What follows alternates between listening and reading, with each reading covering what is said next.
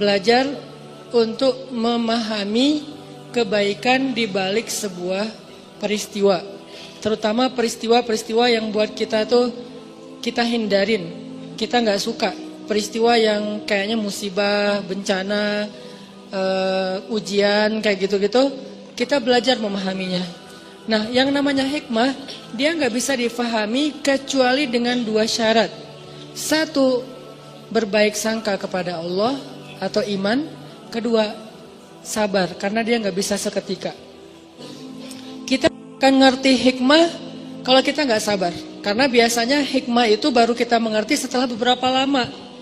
Nah, dalam proses menunggu beberapa lama sampai kita ngerti maunya Allah apa, kebaikan dan kejutan yang Allah sediakan itu apa, yang dibutuhin itu adalah sabar. Sehingga ulama mendefinisikan salah satu di antara makna sabar, intizarul faraj min indillah. Arti sabar itu menunggu datangnya jalan keluar dari Allah, menunggu datangnya kebaikan dari Allah. Intizar, menunggu, itulah sabar. Jadi selama seseorang menunggu, kata Nabi, menunggu datangnya pertolongan Allah adalah ibadah. Nunggu doang. Jadi orang sakit nunggu sembuh sambil dia berobat. Kan berobat juga nggak 24 jam setiap detik kan. Minum obat sehari 3 kali. Tapi kan ada masih panasnya, sakitnya, nyerinya. Dia nunggu sampai proses berobatnya membuahkan hasil kesembuhan. Nunggu doang itu kayak ibadah. Kayak kita sholat, kayak kita zikir, kayak kita tilawah. Nunggu doang.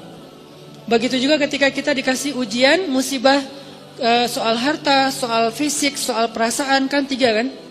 Ba'sa, dharra, zulzilu. Ba'sa fisik, dharra harta, zulzilu itu perasaan. 3 model ujian yang semua orang ngalamin.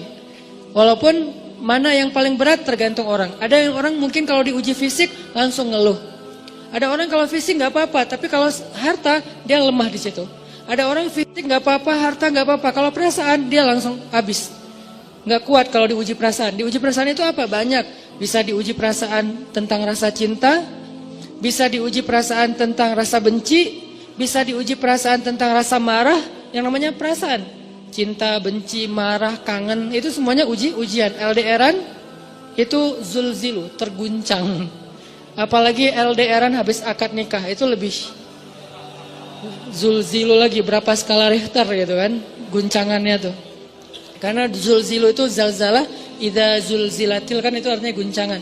Cuman maksud guncangan di sini guncangan perasaan. Nah, orang yang menunggu datangnya pertolongan Allah, kebaikan yang Allah janjiin, nunggu doang, itu udah ibadah. Dan itu disebut dengan intizar. Penantian itu sama dengan sabar.